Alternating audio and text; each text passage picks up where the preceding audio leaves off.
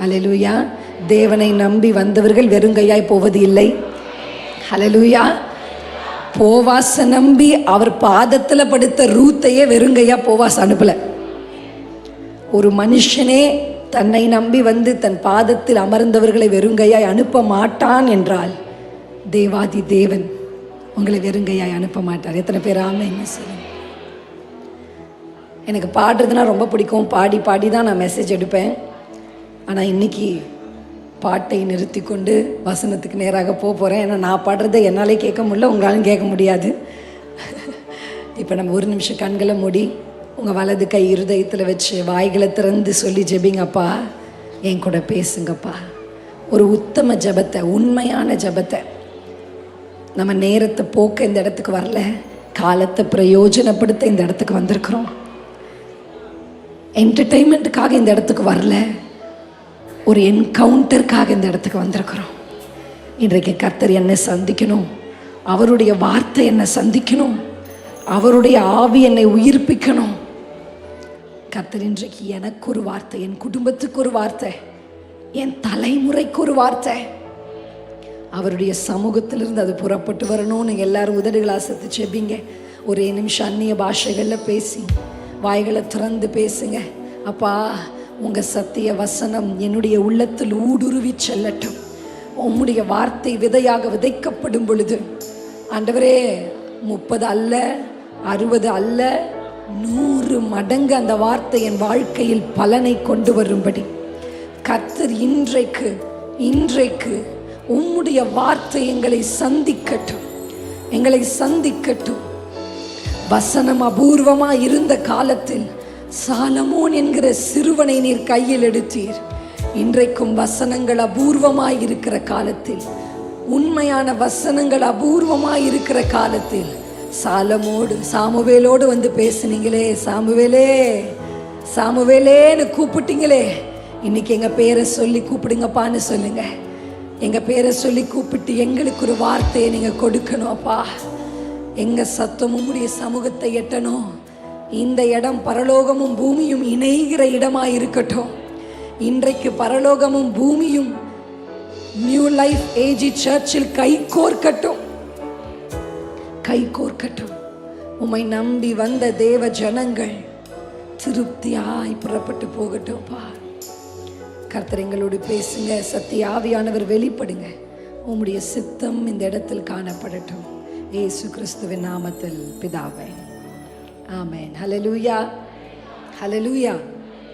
இன்றைக்கு வேத வசனத்துக்கு நேராக நமக்கு தெரிந்த ஒரு சம்பவத்திலிருந்து ஒரு சில வசனங்களை பார்த்து தொடர்ச்சியாக புதிய ஏற்பாட்டுக்கு நேராக கடந்து போக தேவாவியானவர் நமக்கு உதவி செய்வாராக. ஹல்லேலூயா. எசேக்கியேலின் தீர்க்க தரிசன புத்தகம் 37ஆம் அதிகாரம். எசேக்கியேல் சாப்டர் 37. எசேக்கியேல் 37ஆம் அதிகாரத்துக்கு நேராக உங்கள் கவனத்தை திருப்புங்கள். இந்த அதிகாரம் உங்கள் எல்லாருக்கும் பரிச்சயப்பட்ட ஒரு அதிகாரம் தான். இந்த அதிகாரத்தில் முதல் வசனம் சொல்லுகிறது, கர்த்தருடைய கை எசேக்கியேல் தீர்க்கதரிசியின் மேல் வந்து அமர்ந்தது. அவர் ஆவிக்குள்ளாகி வெளியே கொண்டு போய் எலும்புகள் உள்ள ஒரு பள்ளத்தாக்கிலே கர்த்தர் அவரை நிறுத்தினார். ஹல்லேலூயா. முதல்ல கர்த்தருடைய கரம் அவர் மேல் வந்து அமர்ந்த உடனே அவர் ஆவிக்குள்ளானார். ஹல்லேலூயா, ஹல்லேலூயா. நான் என்னுடைய ஆசை என்ன, என்னுடைய விருப்பம் என்ன அப்படின்னா, கிறிஸ்தவர்கள் வெறும் கிறிஸ்தவர்கள் என்கிற துவக்க நிலையிலே நின்று விடாமல் ஆவிக்குரியவர்களாக மாற வேண்டும் என்பது. எத்தனை பேருக்கு புரியுது? ஹல்லேலூயா, ஹல்லேலூயா, ஆமென். இயேசுவோடவே இருந்தாங்க, இயேசு கூடவே நடந்தாங்க, இயேசுவோடு சாப்பிட்டாங்க, இயேசுவோடு படுத்தாங்க, இயேசு செய்த அற்புதங்களை சீஷர்கள் கண்டாங்க. எத்தனை பேர் இங்கே மேலே ஒன்று இருக்குது பார்த்துருக்கீங்க, டோட்டல் டிரான்ஸ்ஃபர்மேஷன். அந்த வார்த்தை எத்தனை பேர் பார்த்துருக்கீங்க? மேலே இருக்கு, டோட்டல் டிரான்ஸ்ஃபர்மேஷன்.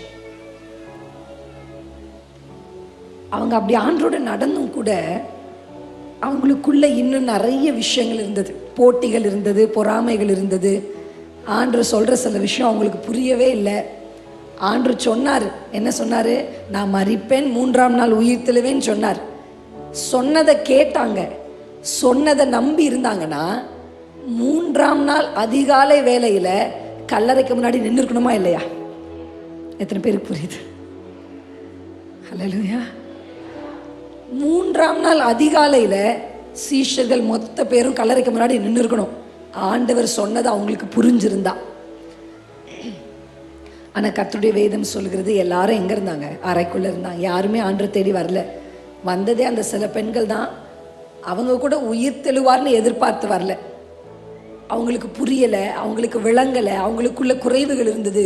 மறுதளிச்சாங்க, விட்டுட்டு போனாங்க, காட்டி கொடுத்தாங்க, பட்டயத்தை எடுத்தாங்க. இந்த மாதிரி அநேக குறைவுகள் உள்ள பாத்திரங்களாக தான் அவங்க இயேசுவோட 3.5 வருஷம் இருந்தாங்க. ஆனால் வேதம் தெளிவாக சொல்லுகிறது, அப்போஸ்தலர் 2ஆம் அதிகாரம், கர்த்தர் சொன்ன வாக்குத்தத்தத்திற்காக அவர்கள் காத்திருந்த பொழுது பரிசுத்த ஆவியினால் அவர்கள் நிரப்பப்பட்டார்கள். ஹல்லேலூயா. நீ இயேசுவோடு இருந்தவன் தானேன்னு கேட்ட உடனே ஓடின பேதுரு, மறுதலிச்ச பேதுரு, வசனம் சொல்லுகிறது, அந்த ஆவியானவர் வந்து இறங்கின உடனே, அந்த அக்கினி அவர்கள் மேல் இறங்கின உடனே பயந்து இருந்த பேதுரு 12 கூட எழும்பி நின்றான். ஹல்லேலூயா, ஹல்லேலூயா, ஆமென்.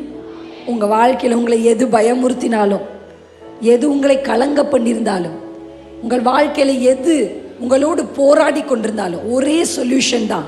நீங்க ஆவியில நிரம்பி ஆவிக்குரியவர்களாக மாறி பரிசுத்த ஆவியானுடைய பலத்தினால் இடைக்கட்ட பண்ணினான். அல்லேலூயா. ஒருத்தியை பார்த்து ஒருவனை பார்த்து ஓடின பேதுரு இன்றைக்கு 1000ங்களுக்கு முன்பாக எழும்பி நிற்கும்படி ஒரு பலவான கர்த்தர் அவனை மாற்றினார். அல்லேலூயா. சொல்லுங்க, கர்த்தருடைய கை இன்னைக்கு என் மேல வந்து அமரணும். கர்த்தருடைய கரம் என் மேல் அமர்ந்து நான் ஆவிக்குள்ளாக வேண்டும். அல்லேலூயா, அல்லேலூயா. அந்த ஆசை நமக்குள்ள இருக்கும்போது ஆண்டவர் ஆவிக்குரிய இந்த தீர்க்கதரிசியை கொண்டு போய் எலும்புகள் உள்ள பள்ளத்தாக்களை நிறுத்தி காண்பிக்கிறார்.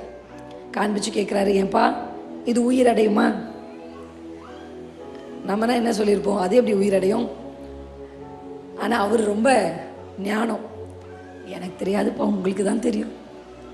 அவர் சொன்ன உடனே வார்த்தையை வாசிக்கலாமா? ஒரு வசனத்தை நம்ம வாசிக்க கேட்போம். 37ஆம் அதிகாரத்தினுடைய 4ஆம் வசனம். அப்பொழுது அவர், நீ இந்த எலும்புகளை குறித்து தீர்க்க தரிசனம் உரைத்து அவைகளை பார்த்து சொல்ல வேண்டியது என்னவென்றால், உலர்ந்த எலும்புகளே, கர்த்தருடைய வார்த்தையை கேளுங்கள். 5ஆம் வசனத்தை வாசிப்போம். கர்த்தராகிய ஆண்டவர் இந்த எலும்புகளை நோக்கி, இதோ நான் உங்களுக்குள் ஆவியை பிரவேசிக்க பண்ணுவேன், அப்பொழுது உயிர் அடைவீர்கள். ஹல்லேலூயா. கர்த்தருடைய வேதம் சொல்கிறது, நீ அந்த எலும்புகளை பார்த்து பேசு. தீர்க்க தரிசன முறை. அந்த வசனத்தில் ஒரு வார்த்தை இருக்கு பாருங்க. கர்த்தருடைய வார்த்தை தெளிவாக வருகிறது. என்ன அப்படின்னா, நீ உரை, நீ சொல்லும்போது அவைகள் கேட்கும் அப்படின்னு ஆண்டவர் சொன்னார். அதுபடியே இந்த சூழலை பார்த்து எசேக்கியேல் பேசின உடனே கர்த்தருடைய வேதம் சொல்லுது, அந்த எலும்புகளுக்கு காது இருந்திருக்கு பாருங்க. எத்தனை பேருக்கு புரியுது? எத்தனை பேருக்கு புரியுது? நீங்கள் பவுல் சீலாவை பற்றி நம்ம எல்லாருக்கும் தெரியும். பாடினாங்க அப்படின்னு நம்ம பார்க்குறோம். இப்போ பவுல் சீலாவுடைய பாடலின் சத்தம் அந்த சிறைச்சாலை கதவுகளுக்கு என்ன இருந்திருக்கு? காது இருக்குன்னா இருந்துச்சா? அப்படின்னா ஸ்பிரிச்சுவலாக அதை கேட்ட உடனே எந்த மனித கைகளும் உதவி இல்லாமல் தானாக அது திறக்குது. அல்லேலூயா. தானாக கட்டுக்கள் அவிழ்கிறது. ஆண்டவர் சொன்னார், நீ மலையை பார்த்து சமுத்திரத்தில் தள்ளுண்டு போன்னு நீ சொன்னா அது நடக்கும்ன்றார். அல்லேலூயா. நீங்கள் கேட்கலாம், நான் என்னென்னமோ சொல்கிறேன், என் பிள்ளைகிட்ட ஒரு தண்ணி எடுத்துகிட்டு வாடான்னு சொல்கிறேன், அவனே கேட்க மாட்டேங்கிறான். நீங்கள் என்ன மலையை பார்த்து பேசுன்றீங்க, எலும்பை பார்த்து பேசுன்றீங்க, என் பிள்ளையும் என் பேச்சை கேட்க மாட்டேங்குதே அப்படி சொல்கிறீங்களா? ஒரே ஒரு பதில் தான். என்ன தெரியுமா? ஒரு ஆவிக்குரியவன் சொன்னா, ஹல்லேலூயா, அபிஷேகம் பெற்ற ஒரு மனுஷியோ ஒரு மனுஷனோ சொன்னா எதுவா இருந்தாலும் கேட்கும். கண்டவுடன் சுடவும், கண்டவுடன் சுடவும் அப்படின்னு ஆகாப் எலியாவுக்கு டார்கெட், என்கவுண்டர். பார்த்த உடனே போட்டுதல்ல அவரை அப்படின்னு தானே சொன்னார். என்கவுண்டர் லிஸ்ட்ல ஃபர்ஸ்ட்ல இருந்தார் எலியா. ஆனால் கர்த்தருடைய வேதம் சொல்லுகிறது, எலியா ஆகாப்பை சந்தித்த பொழுது அவன் கொலை செய்யப்படவில்லை. எலியா சொல்றார், எல்லாரையும் கூட்டிட்டு வா அப்படின்னு சொன்ன உடனே வசனம் சொல்லுகிறது, ஆகாப் சரி ஐயான்னு போய் கூட்டிட்டு வரான். ஆமென். எத்தனை பேருக்கு நான் சொல்றது புரியுது? நீங்க பரிசுத்த ஆவினாலும் உன்னதத்தின் பலனினாலும் நிரப்பப்பட்டவர்களா இருந்தா நீங்க சொல்றத சூழ்நிலை கேட்கும், நீங்க சொல்றத மனிதர்கள் கேட்பாங்க, நீங்க சொல்றத எலும்புகள் கேட்கும். ஹல்லேலூயா. அப்படிப்பட்ட ஒரு அபிஷேகத்தை தான் கர்த்தர் நம்ம மேல வச்சிருக்கிறார். ஆமென். எத்தனை பேருக்கு புரியுது? அப்படிப்பட்ட உன்னத அபிஷேகத்தை கர்த்தர் உங்க மேல வைத்திருக்கிறார். கர்த்தர் சொன்ன ஒரு வார்த்தை என்ன தெரியுமா? நான் ஆவியை அனுப்புவேன், அவைகள் உயிரடையும். இந்த சம்பவத்தெல்லாம் நமக்கு தெரியும். அதுக்கப்புறம் அவர் சொன்ன உடனே ஒரு அசைவு உண்டாகுது. அசைந்த உடனே எலும்புகள் சேருது, நரம்புகள் உண்டாகுது, மேலே சதையினால மூடப்படுது. எல்லாமே நமக்கு தெரியும். அவங்க காலூன்றி நிற்கிறாங்க. அதுக்கப்புறம் அவர் ஆவியை பார்த்து வா என்று சொன்ன உடனே ஆவி வந்து அவர்களுக்குள் புகுந்து அவர்கள் என்ன வானாங்கன்னு பைபிள் சொல்லுதுன்னா சேனைகள் ஆனார்கள். ஹல்லேலூயா, ஹல்லேலூயா. இப்போ ஒரு வசனத்தை மட்டும் இதிலேருந்து வாசித்து நான் உடனடியாக புதிய ஏற்பாட்டுக்கு போக விரும்புகிறேன். என்னோடு கூட சேர்ந்து எசேக்கியேல் 37ஆம் அதிகாரத்தில் இருக்கிற 11ஆம் வசனத்தை வாசிக்க கேட்போம். அப்பொழுது அவர் என்னை நோக்கி, மனுபுத்திரனே, இந்த எலும்புகள் இஸ்ரவேல் வம்சத்தார் அனைவருமே, இதோ அவர்கள் எங்கள் எலும்புகள் உலர்ந்து போயிற்று, எங்கள் நம்பிக்கை அற்று போயிற்று, நாங்கள் அறுப்புண்டு போகிறோம் என்கிறார்கள். ஹல்லேலூயா. இங்க ஆண்டவர் சொல்றாரு, அப்பா இந்த எலும்புகள் யார் தெரியுமா? இஸ்ரவேல் ஜனங்க தான். அவங்க என்ன சொல்றாங்கன்னா, எனக்கு அதில் ஒரு வார்த்தை, இதுக்கு முன்னாடி இந்த வார்த்தையை நான் நிறைய இடங்களில் பிரசங்கிச்சிருந்தாலும் வேறு விதத்தில், இந்த ஒரு வார்த்தை தான் என் மனசில், எங்கள் நம்பிக்கை அற்று போயிற்று என்கிறார்கள். ஹல்லேலூயா. என்ன சொல்றாங்க?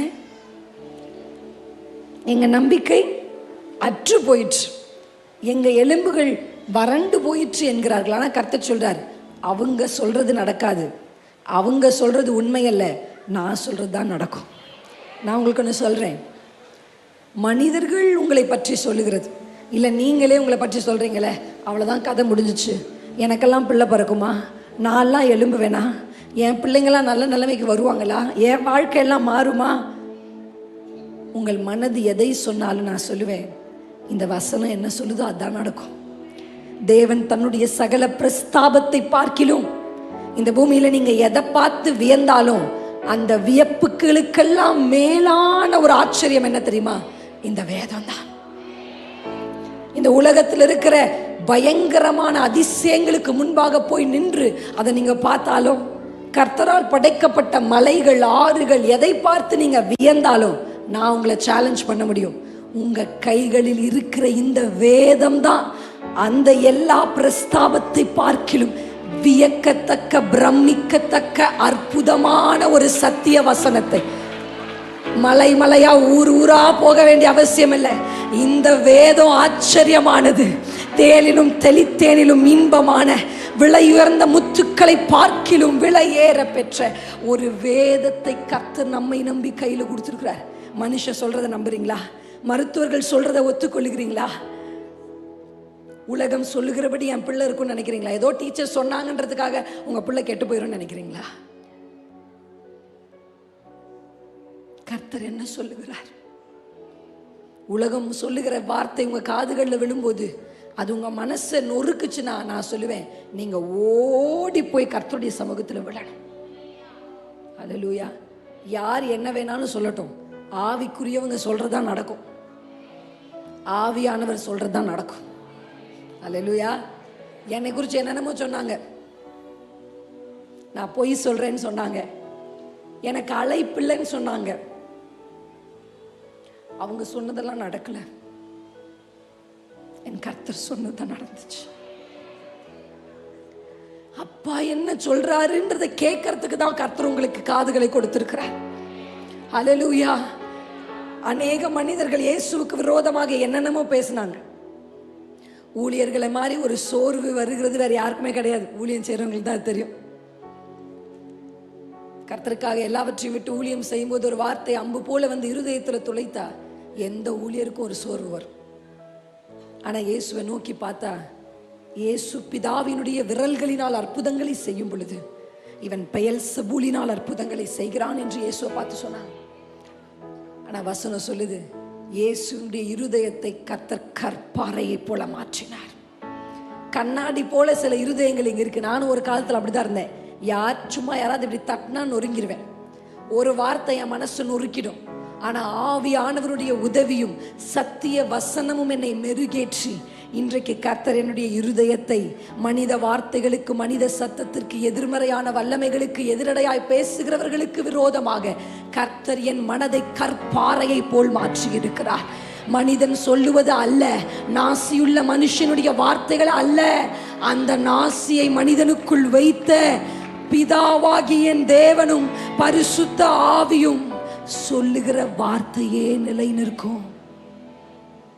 அவர் என்ன சொன்னார் உங்க வாழ்க்கையை குறிச்சு, அவர் என்ன சொன்னார் உங்க பிள்ளைகளை குறிச்சு, அவர் என்ன சொன்னார் உங்க ஊழியத்தை குறிச்சு, அவர் என்ன சொன்னார் உங்க பிசினஸ் குறிச்சு, அவர் என்ன சொன்னாரோ அதுதான் நடக்கும்.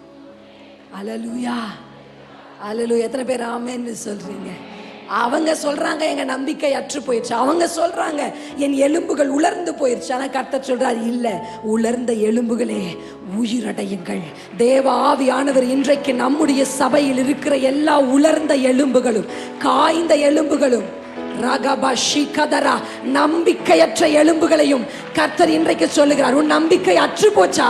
கர்த்தர் செய்வார் என்ற சந்தேகம் உனக்குள்ள வந்திருக்கிறதா? கர்த்தர் சொல்லுகிறார், நான் சொன்னதை செய்து முடிப்பேன். செத்த கற்பமாய் இருந்தாலும், செத்த சரீரமாய் இருந்தாலும், கர்த்தர் சொன்னால் கர்ப்பத்தில் ஈசாக்கு வருவான்.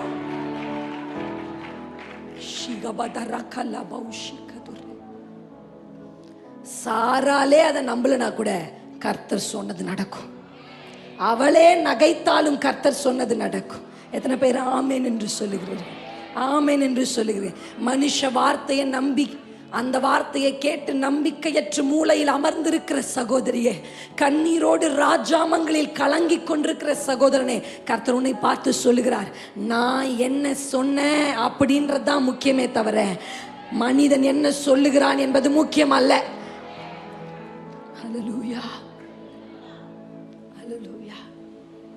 கர்த்தருடைய வசனம் சொல்லுகிறது, நீதிமான் சிங்கத்தை போல தைரியமா இருப்பானா.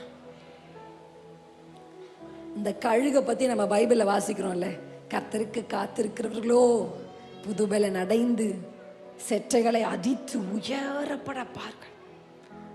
அவங்க ஓடுவாங்க ஆனா இலைப்படையும், நடப்பாங்க ஆனா சோர்ந்து போவாங்க. நம்ம எங்கங்க 4 அடி வச்சாலே டயர்ட் ஆயிருமே.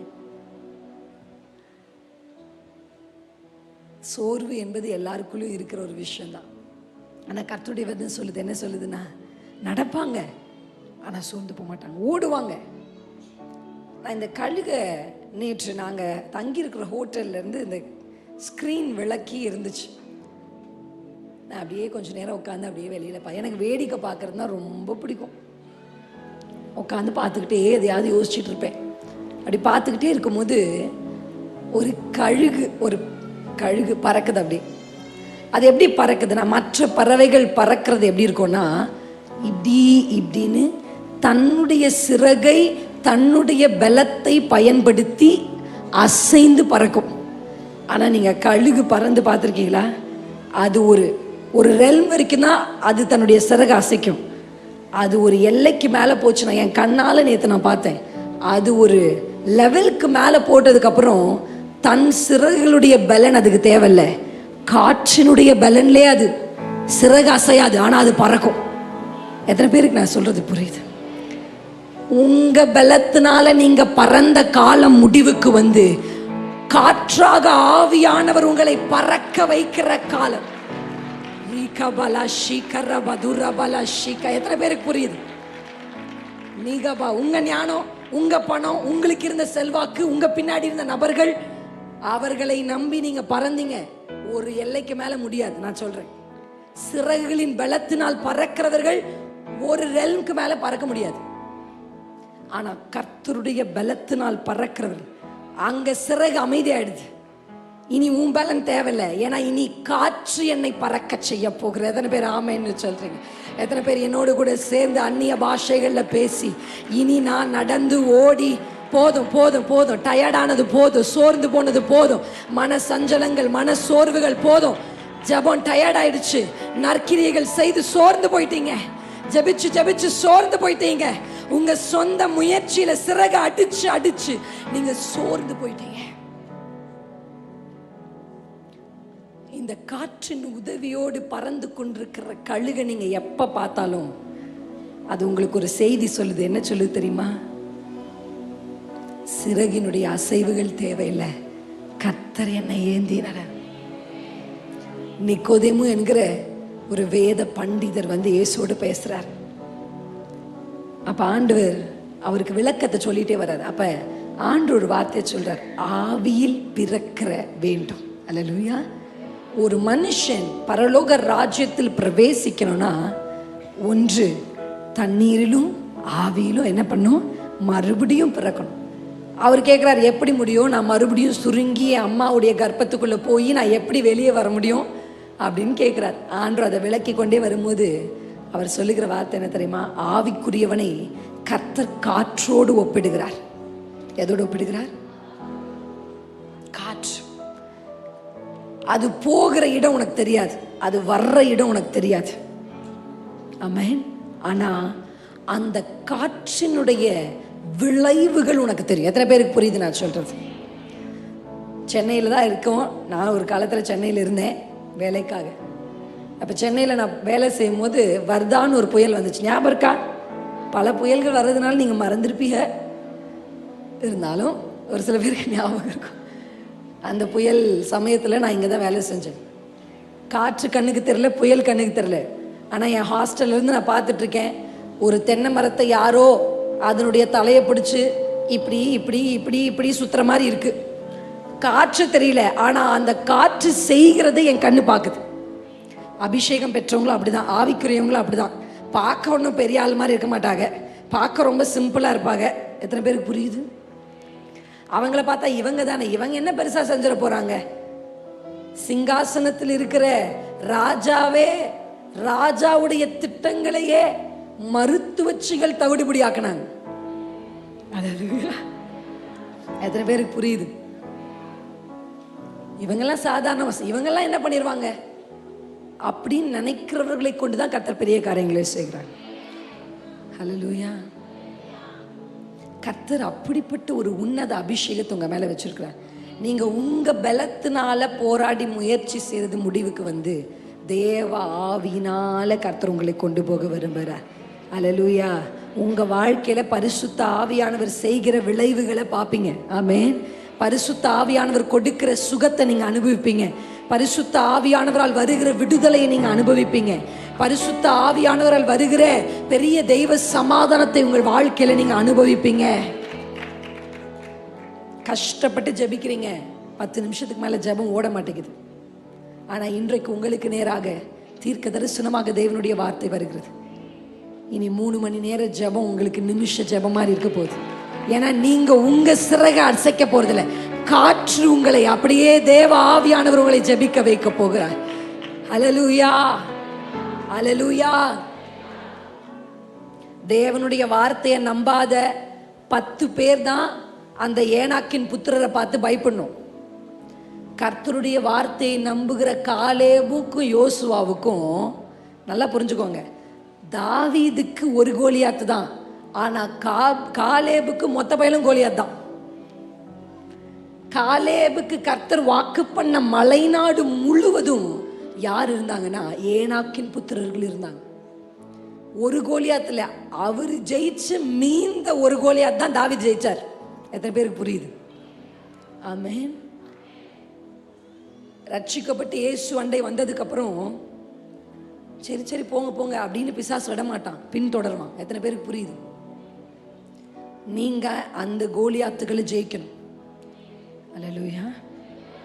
மிச்ச மீதி இருந்தா வந்து தாவீது ஜெயிக்கட்டும், ஆனா நீங்க தான் காலேப், நீங்க தான் ஜெயிக்கணும். எகிப்திலிருந்து வெளியே வந்தது யாரு? நீங்க தான். ரட்சிக்கப்பட்டு முதல் தலைமுறை கிறிஸ்தவர்கள், முதல் தலைமுறை ஊழியர்கள் நிச்சயம் நிறைய யுத்தங்களை செய்யணும். தாவீதுக்கு முன்னாடி தாவீதோட அப்பாலாம் ராஜா கிடையாது. தாவீதா அவ தலைமுறையிலே முதல்ல ராஜாவாகிறான். எத்தனை பேருக்கு புரியுது? அல்லேலூயா. அதுக்கு முன்னாடி கிங்ஷிப்னே ஒன்று கிடையாது, ஆண்டர் தான் கிங்கு. அதுக்கப்புறம் பெஞ்சமின் கோத்திரத்தில் சவுல் வந்தா கூட இப்ப தாவீதின் கோத்திரத்தில் வாக்குதத்தம் இருக்கு, யூதா கோத்திரத்தில் தான் ராஜா வருவாருன்னு. ஆனா வாக்குதத்தம் இருந்தாலும் எத்தனை பேருக்கு நான் சொல்றது விளங்கி கொண்டு வருகிறீர்கள்? ஆமென். கர்த்தருடைய வார்த்தையை அந்நிய பாஷை பேசிட்டே லிசன் பண்ணுங்க.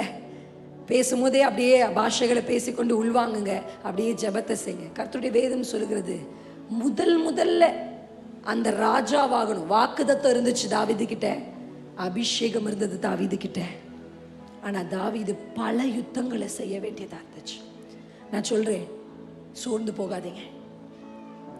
நான் ஒரு முதல் தலைமுறை ஊழியக்காரி, அதனால நான் நிறைய யுத்தங்களை செய்ய வேண்டியதா இருக்கு. முதல் தலைமுறை கிறிஸ்தவர்கள் யுத்தங்களை நிறைய செய்யணும். நீங்க செய்ய தவறிட்டீங்கன்னா ஹல்லேலூயா, அதை நீங்க செய்யணும். சோர்ந்து போகாதீங்க. ஏன்னா இன்னைக்கு நீங்க செய்யற யுத்தம் உங்கள் தலைமுறைகளுக்கு பெரிய ஆசீர்வாதத்தை கொண்டு வரும். ஹல்லேலூயா. இந்த காலேபுக்கும் யோசுவாவும் சொன்ன வார்த்தை என்ன தெரியுமா? எளிதாய் சுதந்தரிக்கலாம். ஆவிக்குரியவனுக்கு ராட்சதர்கள் கூட ஈஸி. எத்தனை பேருக்கு புரியுது? சாதாரணமான மனுஷர்களோட யுத்தம் பண்றதுக்கு கஷ்டப்படுற காலத்துல காலேப் சொன்ன வார்த்தை ஈஸினார். ஈஸிப்பா. எப்படி காலேப்? எங்களால முடியாதுன்னு 10 பேர் சொல்றாங்களே, உங்களுக்கு மட்டும் எப்படிப்பா ஈஸி அப்படின்னா அவர் சொல்லுவாரு, என் மேலே அபிஷேகமும் என் மனதில் கர்த்தருடைய வார்த்தையும் இருக்கும் பொழுது. ஹல்லேலூயா. நீர் என்னோடு இருக்கும்போது என்னாலும் வெற்றி வெற்றியே. சொல்லுங்க என் கூட சேர்ந்து. என்னால பாட முடியல, ஆனா உங்களால பாட முடியும்ல. கொஞ்சம் சத்தத்தை உயர்த்தி இந்த பாட்டை நம்ம பாட போறோம். ஹல்லேலூயா. எத்தனை பேர் ரெடியா இருக்கீங்க? நீங்க என் கூட இருக்கும் போது நான் சொல்றேன், 2025 கஷ்டம், முடியல, வலிக்குது, வேதனையா இருக்கு, என்னால செய்ய முடியல, என்ன எதிர்மறை வார்த்தைகளை நீங்கள் உங்கள் வாழ்க்கைக்கு நேராக சொல்லியிருந்தாலும், இல்ல உலகம் உங்களை பார்த்து சொல்லியிருந்தாலும், கர்த்தர் உங்களோடு, கர்த்தருடைய ஆவி உங்களுக்குள்ளாக, தேவனுடைய கரம் உங்களோடு இருக்கிறதுனால 2026 நீங்க எளிதாய் சுதந்தரிப்பீங்க. எளிதாய் சுதந்தரிப்பீங்க, லகுவாய் பறப்பீங்க. பாடலாமா? நீர் என்னோடு, நீர் என்னோடு இருக்கும்போது என்னாலும் வெற்றி வெற்றியே. நீர் என்னோடு இருக்கும்போது என்னாலும் வெற்றி வெற்றியே. தோல்வி எனக்கில்லையே, நான் தோற்று போவதில்லையே. தோல்வி எனக்கில்லையே, நான் தோற்று போவதில்லையே. நீர் என்னோடு இருக்கும்போது என்னாலும் வெற்றி வெற்றியே. நீர் என்னோடு இருக்கும்போது என்னாலும் வெற்றி வெற்றியே. ஹல்லேலூயா. மத்தேயு 11ஆம் அதிகாரம் 12ஆம் வசனத்தை இப்ப நம்ம வாசிக்க கேட்க போறோம். யோவான் ஸ்நானன் காலம் முதல் இதுவரைக்கும் பரலோக ராஜ்யம் பலவந்தம் பண்ணப்படுகிறது, பலவந்தம் பண்ணுகிறவர்கள் அதை பிடித்துக் கொள்ளுகிறார்கள். ஹல்லேலூயா. ஹல்லேலூயா. இந்த வார்த்தை என்னுடைய லைஃப்ல ஒரு பெரிய தாக்கத்தை உண்டாக்கின ஒரு வார்த்தை. ஒரு குறிப்பிட்ட வருஷங்களுக்கு முன்னாடி பரிசுத்த ஆவியானவருடைய உதவியோட இந்த பரலோக ராஜ்யத்தை குறித்து படிக்கணும் அப்படின்னு ஒரு ஆசை எனக்கு வந்துச்சு. அப்போ நான் மத்தேயு, மார்க்கு, லூக்கா, யோவானில் நிறைய பரலோக ராஜ்யத்தை குறித்து இயேசு சொல்லிகிட்டே இருக்கிறார். அவருடைய ப்ரீச்சிங்கில் ஹெவன் இல்லாத ஒரு ப்ரீச்சிங் இல்லை. தேவனுடைய ராஜ்யத்தின் பக்கம் ஜனங்களை திருப்பணும் அப்படின்றது தான் அவருடைய பிரதான நோக்கமாக இருந்தது. அதில் விழுதுகள் தான் சுகம், அற்புதம், நன்மைகள் எல்லாம் கிடைச்சிச்சு. எத்தனை பேருக்கு புரியுது? ஹல்லேலூயா. அப்போ இந்த ஒரு வசனத்தை நான் வாசிக்கும் பொழுது தேவன் அதிலிருந்து ஒரு முக்கியமான விஷயத்தை எனக்கு கற்றுக் கொடுத்தார். பரலோக ராஜ்யம் இதுவரைக்கும் பலவந்தம் பண்ணப்படுகிறது. அந்த வார்த்தை சொல்லப்பட்டிருக்கு, பலவந்தம் பண்ணுகிறவர்கள் அதை பிடித்து கொள்ளுகிறார்கள். ஹல்லேலூயா. இந்த வார்த்தையை உங்களுக்கு புரிகிற மாதிரி சொல்கிறேன். எத்தனை பேருக்கு வைலண்ட் அப்படின்றது புரியுது? வைலண்ட்டாக இருக்காங்க. வைலண்ட் அங்கே என்ன சொல்லியிருக்குன்னா, யார் வைலண்ட்டாக இருக்காங்களோ அவங்க பரலோக ராஜ்யத்தை பிடிச்சுக்குவாங்கன்னு சொல்லுது. அல்லேலூயா. இப்போ நான் உங்களுக்கு சொல்கிறேன், ஒரு சைலண்ட்டான ஆள் வைலண்ட்டாக மாறணும்னா என்ன நடக்கணும்? சைலண்ட்டான ஆள் வைலண்ட்டாக மாறணும். நீங்கள் பார்த்துருக்கீங்களா? ஒரு சில ஸ்திரீகள், ஒரு சில நபர்கள்லாம் பார்த்தீங்கன்னா அமைதியாக இருப்பாங்க, பேசவே மாட்டாங்க. எவ்வளோ பிரச்சனைக்கும் அமைதியாக இருப்பாங்க. ஆனால் ஒரு கட்டம் வரும் பாருங்க, பிரச்சனை முத்தி பெருசாக ஆகும்போது அந்த அக்கா வாய் திறந்து பேசும். அந்த அக்கா பேசுச்சுன்னா மற்ற எல்லாரும் அமைதியாயிருவாங்க. ஏன்? பேசாத அக்கா பேசுது. இந்த சைலண்ட் டு வைலண்ட், ஹெவனுக்கு போறவங்க எப்படி இருக்கணும்னு ஆண்டவர் விரும்புறாருன்னா வைலண்டா இருக்கணும்னு நினைக்கிறார். எத்தனை பேருக்கு புரியுது? வைலண்ட்னா எப்படி? காலரை தூக்கி விட்டு தலையை கொஞ்சம் கழிச்சுட்டு, பார்த்தீங்களா நாங்கள் எவ்வளோ வைலண்டான ஆள் தெரியுமா அப்படிலாம் சொல்லுவோம். வைலண்ட்னா என்ன? ரொம்ப அழகான ஒரு சத்தியம் இது. அல்லேலூயா. இந்த வைலண்ட்ன்ற வார்த்தையின் இடத்துல ஒரு முக்கியமான வார்த்தை வருது, பயாசோ, BIAZO. வாலிபர்கள் இருந்தால் வாலிப பிள்ளைங்க நிச்சயமாக ஒரு டைரி எடுத்துகிட்டு வரணும். எப்போவுமே பிரசங்க வேலையில் எழுதணும். பிரசங்கத்தை எழுதுங்க வாலிப பிள்ளைங்க. நான் சொல்லுவேன், உங்களை ABC படிக்க வச்சதே இதை படிக்க தான். இதை படிக்காமல் நீங்கள் என்ன பெரிய படிப்பு படித்தாலும் அந்த படிப்பு வீண், அந்த படிப்பு உதவாது. இம்மைக்கு வேண்டுமானாலும் உதவலாம், மறுபையில் அது உதவாது. அதனால இதை பிடித்து கொள்ளும்படி உங்களை மிகவும் தாழ்மையோடு நான் கேட்டுக்கொள்ளுகிறேன். அல்லேலூயா, அல்லேலூயா. பயாசோ அப்படின்ற வார்த்தைக்கு என்ன அர்த்தம் சொல்லுதுன்னா, ஒரு தடை, ஒரு தடை, ஒரு ஆப்ஸ்ட்ரக்கிள பலத்தை கொண்டு தகர்க்கிறவர். அல்லேலூயா, ஆமென், ஆமென். நம்மக்கிட்ட இப்படி ஒரு ஸ்ட்ரென்த் இருக்குன்னே நமக்கு எப்போ தெரியும் தெரியுமா? அதை நம்ம தூக்கும் போது தான். இப்போ சமீபத்தில் ஒரு ஊழியத்துக்கு போயிருக்கும் போது நிறைய வாட்டர் பாட்டில்ஸ் இருக்கும்ல, அந்த கேன் மொத்தமாக ஒரு 10-15 பாட்டில் இருக்கிற ஒரு கவரை கொண்டு வந்து அந்த பாஸ்டர் எங்கள் ரூமில் வச்சுட்டார். நீங்கள் தண்ணி குடிக்கிறதுக்காக ஒரு 3 பாட்டில், ஏன்னா ஒரு நைட்டு தான் தங்கணும். 3 பாட்டிலும் 4 பாட்டிலும் செலவாச்சு, மிச்ச பாட்டில்லாம் அப்படியே இருந்துச்சு. நான் என்ன பண்ணேன்னா, சரி நம்ம கீழே போய் கொண்டு போய் காரில் வச்சு அங்கே போய் சர்ச்சில் கொடுத்துட்டு போயிடுவோம், நமக்கு இது தேவைப்படாதே அப்படின்னு அப்படியே அந்த பாட்டில் அப்படியே தூக்கினேன். கொஞ்சம் ஃபஸ்ட்டு கடினமாக இருந்துச்சு.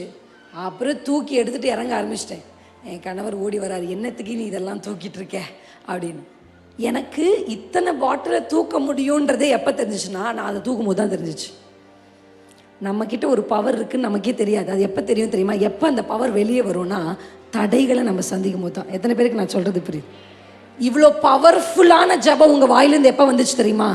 நீங்கள் உங்கள் வாழ்க்கையினுடைய ஆழத்தில் பிரச்சனை இருக்கும்போது தான் உங்களுக்குள்ளே இப்படிப்பட்ட ஒரு ப்ரேயர் அனாயிட்டிங் இருக்குன்னே உங்களுக்கு தெரியும். இந்த எண்ணெய் எல்லாம் வெளியே வரணும்னா என்ன செய்வாங்களாம் தெரியுமா? இடித்து பிழிகிற ஒளிவ எண்ணெயை தான் பிரகாசம் தருகிற விளக்குக்கு ஊற்றுவாங்க. இதுவரைக்கும் பவுலின் கைகளினால் எழுதப்பட்ட இந்த நிருபங்கள் சபைக்கு, to the body of Christ, பாலுடைய டாக்டர் எவ்வளோ பிளெஸ்ஸிங்காக ஒரு வெளிச்சமாக இருக்குன்னா, பவுல் எப்பக்கத்திலும் நெருக்கப்பட்டவர். அவரை எவ்வளோ இடிச்சு பிழிஞ்சாங்களோ அவ்வளோ வெளிப்பாடுகளும் வெளிச்சமும் அவருக்குள்ளேருந்து வந்தது. எத்தனை பேருக்கு புரியுது? அல்லேலூயா. கர்த்தர் ஏன் எனக்கு இதை அனுமதிக்கிறாரு? கர்த்தர் என் வாழ்க்கையில் ஏன் இந்த பிரச்சனையை அனுமதிக்கிறார்? ஏன் தடையை அனுமதிக்கிறாரு? ஏன் தெரியுமா? உங்களுக்குள் இருந்து உங்களுக்கே தெரியாத மறைந்திருக்கிற அல்லேலூயா அந்த பவரை வெளியே கொண்டு வரணும். தாவீதை பார்த்தா, தாவீதை குறித்து பைபிள் சொல்லுது, அவன் சிவந்த மேனி உள்ளவனா. எப்படி? இது வெரி ஹேண்ட்ஸம் பாய். யோசிச்சு பாருங்க, ஒரு ஹேண்ட்ஸமான பாய் நல்ல மியூசிக் வாசிப்பார், அழகாக பாடுவார்னா யாருக்கு பிடிக்காது? அவரை பார்த்தா என்ன நினைப்பாங்க? இட்ஸ் a குட் மியூசிஷியன், நல்ல ஒரு வர்ஷிப்பர் அப்படி சொல்லுவாங்க.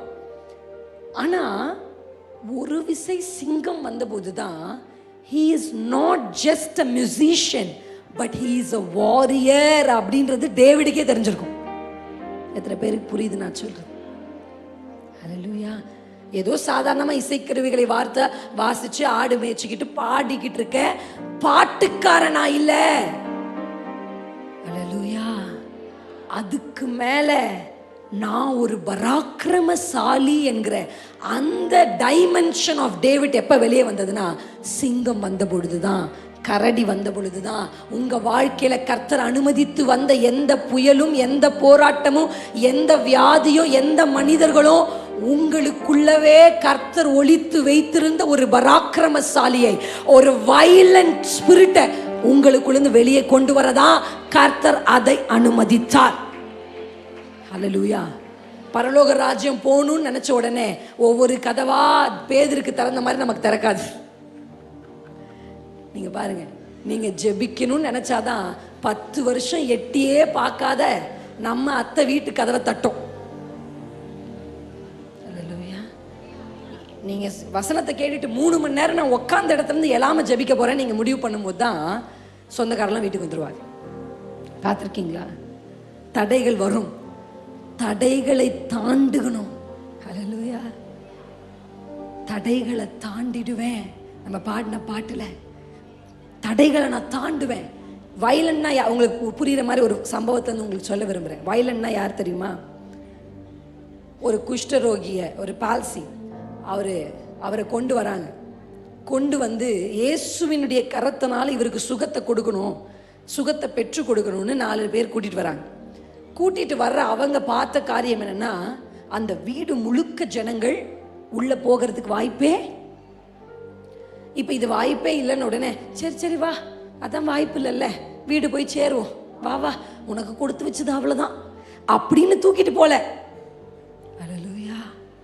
எத்தனை பேருக்கு புரியுது நான் சொல்றது? இல்ல இல்ல, மேல ஏறு.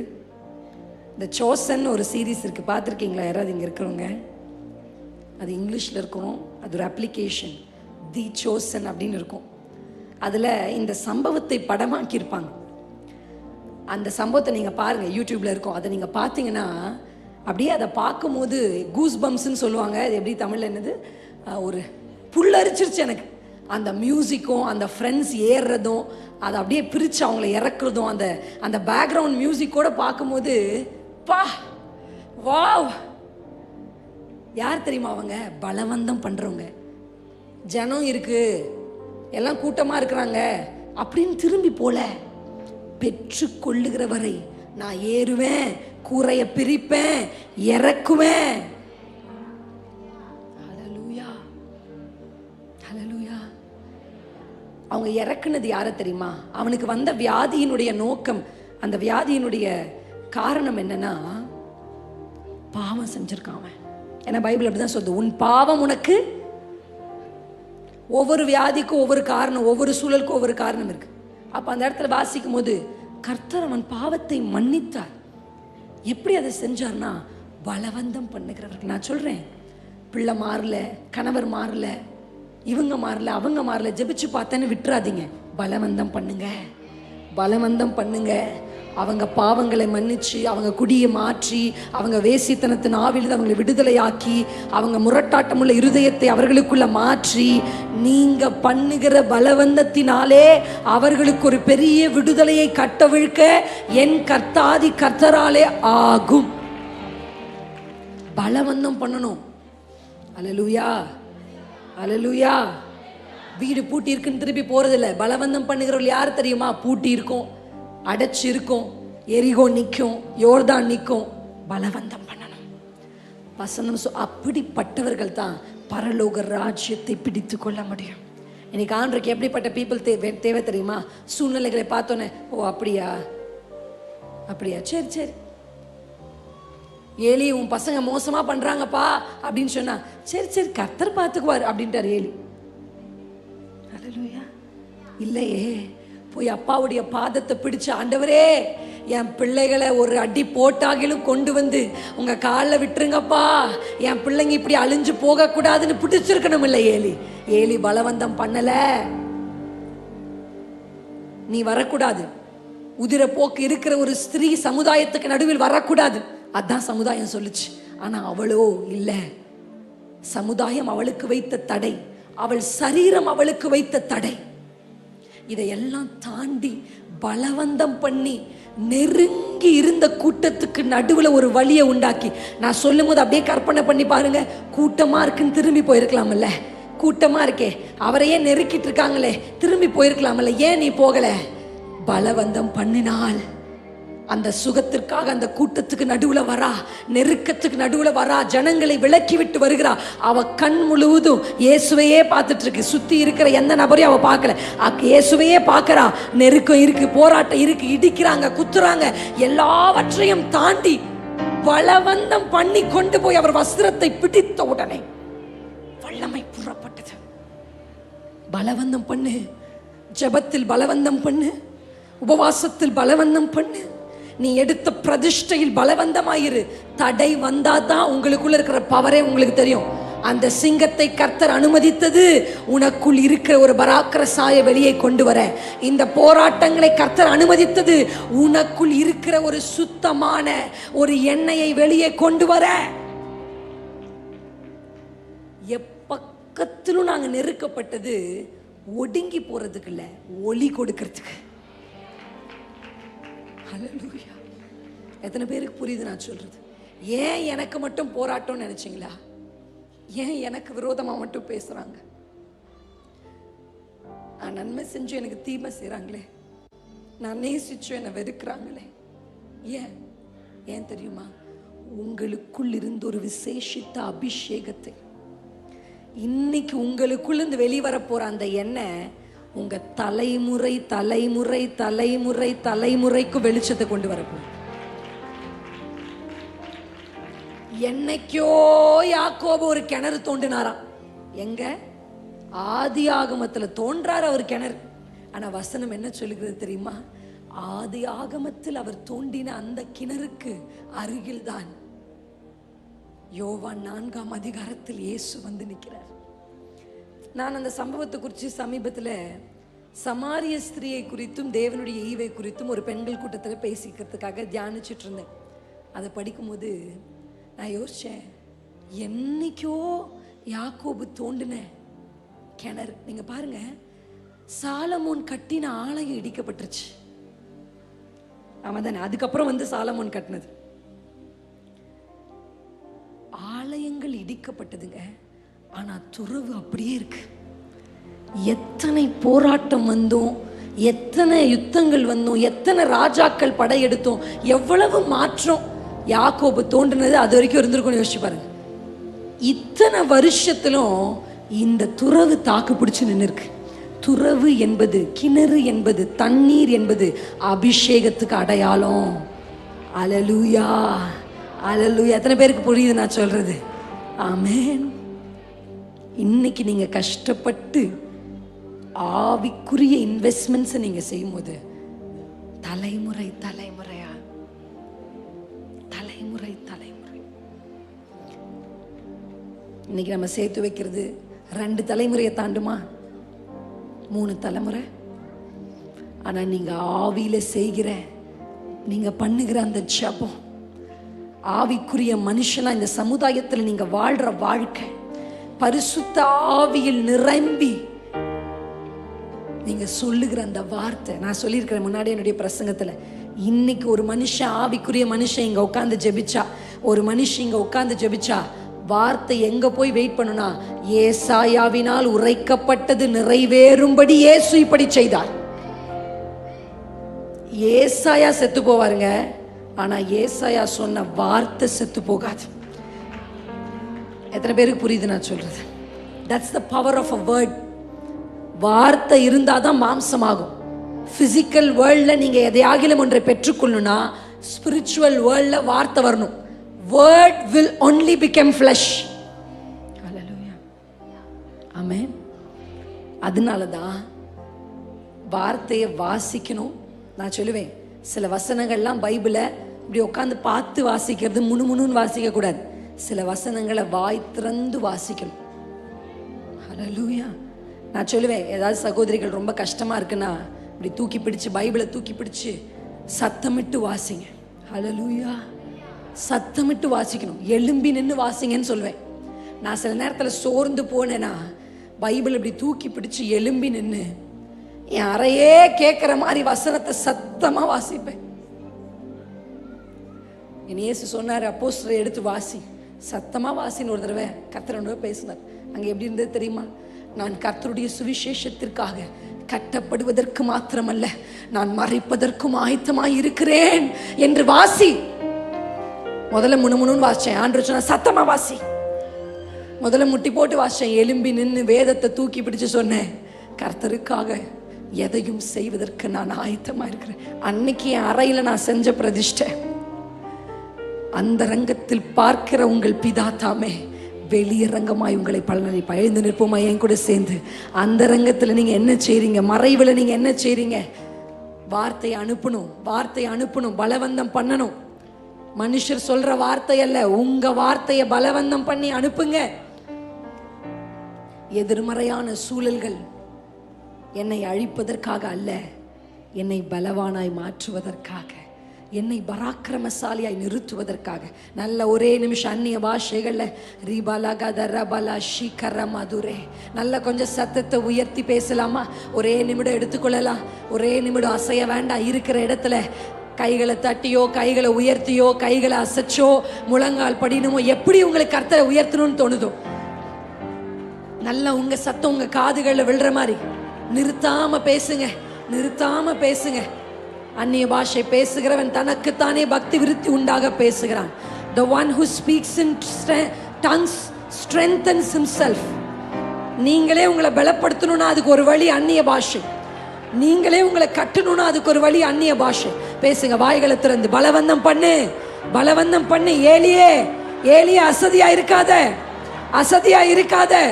மனிதர்கள் சொல்லுகிறதை நம்பாதே, கேட்காதே, அதை ஏற்றுக்கொள்ளாதே. நாங்க உலர்ந்து போனோம், எங்க நம்பிக்கை அற்று போச்சுன்னு அவங்க சொல்றாங்க. ஆனா நான் சொல்றேன், இல்ல, அவங்க ஒரு சேனையா நான் எழுப்புவேன்னு கர்த்தர் சொல்றாரு. கர்த்தர் சொல்லுவதை சொல்லுவதற்குத்தான் உங்களுக்கு உதடுகளை கர்த்தர் கொடுத்திருக்கிறார். கர்த்தர் உங்களுக்கு அபிஷேகத்தை கொடுத்தது அவர் சொன்னதை அறிவிப்பதற்காக. மனுபுத்திரனே, தீர்க்க தரிசனம் வாய் திறந்து சொல்லுங்க, வாய் திறந்து பேசுங்க. ப்ராஃபசி நீ கபாபா தரபல ஷிகரபோ ரீகபாத். ஒரு தீர்க்க தரிசன அபிஷேகம் இன்றைக்கு நம்முடைய சபையின் மேலே, குடும்ப தலைவிகளின் மேலே, குடும்ப தலைவர்களின் மேலே, வாலிபர்களின் மேலே. உன் பிள்ளையை குறித்து வேறொருவன் சொல்லுவது நடப்பது. உன் பிள்ளையை குறித்து நீ சொல், நீ சொல். கர்த்தர் சொன்னதை சொல். சூழ்நிலை எதிர்மறையா இருந்தாலும் நீ சொல்லு. நீ கபாதர பலவந்தம் பண்ணு, பலவந்தம் பண்ணி ஏறு, ஏறு, ஏறு. திரும்பாதே, திரும்பாதே. கூட்டத்தை கண்டு திரும்பாதே, பிரச்சனையை கண்டு திரும்பாதே, எதிர்மறையான சூழலை கண்டு திரும்பாதே. எகிப்துக்கு போயிடலான்னு யோசிக்காத, திரும்பி போயிடலான்னு யோசிக்காத சகோதரி.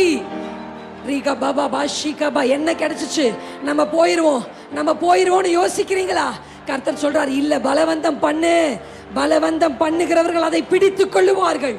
பலவந்தம் பண்ணுகிறவர்கள் அதை பிடித்துக் கொள்ளுவார்கள். கர்த்தருக்கு சில வைலண்டான வாலிபர்கள் தேவை. கர்த்தருக்கு சில வைலண்டான வாலிப பெண்கள் தேவை. கடைசி கால எழுப்புதலுக்கு கர்த்தர் சில வைலண்டான பலவந்தம் பண்ணுகிறவர்களை தேடுகிறார். பாவம் வரும் பொழுது முட்டி தள்ளி ஏறுகிற வாலிபனை தேடுகிறார்.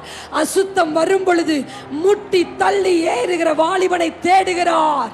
பாவ உணர்வு வரும் பொழுது அதை உதைத்து உதறி தள்ளி மலை மேல் ஏறுகிறவனை தேடுகிறார். கர்த்தர் தேடுகிறார். பலவந்தம் பண்ணுகிறவன் உண்டா? இந்த திருச்சபையில் பலவந்தம் பண்ணுகிறவன் உண்டா? பலவந்தம் பண்ணுகிறவள் உண்டா? சோதனையை கண்டு திரும்பாதே, திரும்பாதே. சிங்கத்துக்கு ஒப்பான தைரியத்தை கர்த்தர் உங்களுக்கு கொடுக்கிறார். நீ எழும்பி நில், எழும்பி நில், காரூன்றி நில். எதற்கும் பின்னடையாத சிங்கத்தை போல. பிசினஸ் ஃபெயிலியர் ஆயிடுச்சா? பலவந்தம் பண்ணு. குடும்பத்தில் சமாதானம் இல்லையா? பலவந்தம் பண்ணு. சரீரம் ஒத்துழைக்க மாட்டேங்கிறதா? பலவந்தம் பண்ணு. மாம்சம் பலவீனம் உள்ளது தான், ஆனால் ஆவியோ உற்சாகம் உள்ளது, ஆவியோ உற்சாகம் உள்ளது.